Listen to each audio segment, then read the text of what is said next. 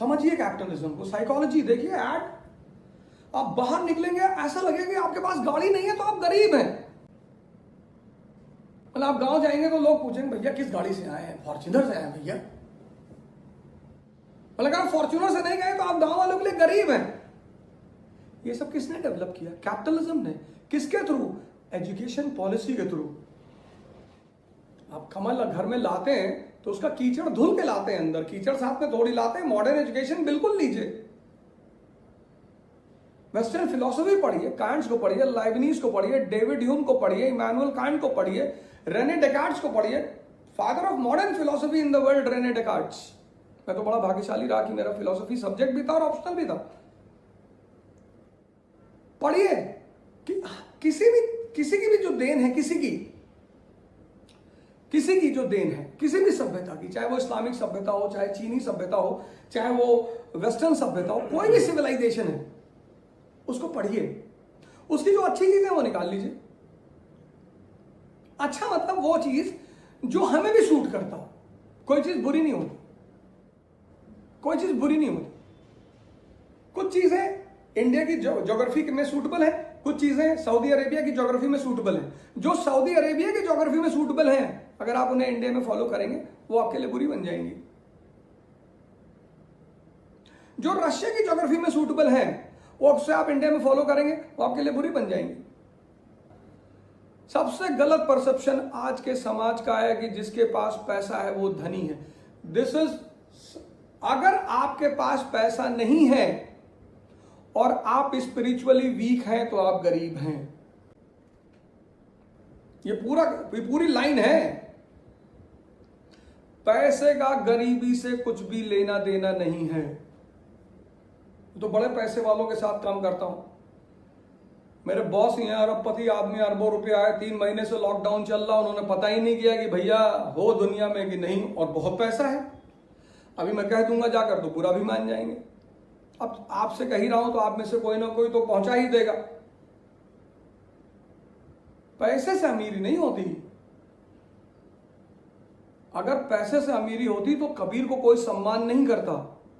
अमीर बनना है, ये बिल्कुल सही है, अमीर बनना है। कॉन्शियस से जुड़कर, कॉन्शियस से, मेडिटेशन से, योगा से। बाबा कौन सी यूनिवर्सिटी से पढ़ा है? बाबा रामदेव। लेकिन ये वेस्टर्न फिर कैपिटलिस्ट, इन्होंने कहा हिंदुस्तान के, इनको एक ही कल्चर से डर था। वेस्टर्न कैपिटलिस्टों को सिर्फ एक कल्चर से डर था, वो था इंडियन कल्चर। क्योंकि इनको पता था यहां सेंट्स हैं, यहां सूफीज हैं। ये इंटरनल अवेकनिंग की बात करते हैं, और जिसको भी ये इंटरनल कॉन्शियस से जोड़ देंगे वो पैसे के पीछे भागेगा ही नहीं। और जब आप पैसे के पीछे भागेंगे ही नहीं, इनका सामान कौन खरीदेगा? कैपिटलिज्म को समझिए, पैसे में अमीरी नहीं है। मैंने कहा ना, मैं तो बहुत बड़े बड़े लोगों के साथ काम करता हूं,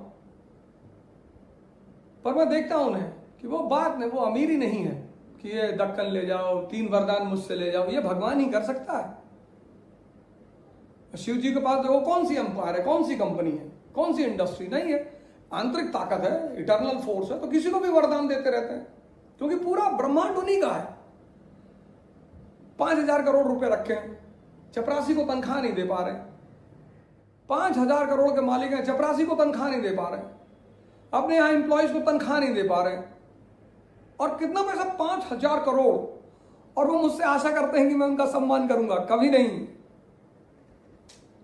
पैसा रखे हो छीन लेंगे, लेकिन अगर अध्यात्म रखे हो तो नहीं छीन पाएंगे।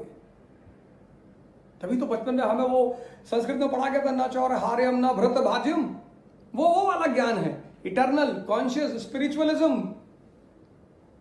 जिस आदमी के पास 5,000 करोड़ अपनी चपरासी को सैलरी कंप्लेन करेंगे, एम्प्लॉयज को सैलरी कुछ नहीं कहेंगे, क्योंकि अगर इन्होंने लोग इस समय का इस्तेमाल नहीं किया, निकाल दूंगा, तुम निकाल दो तो इनकी लाइफ ज्यादा टफ हो जाएगी।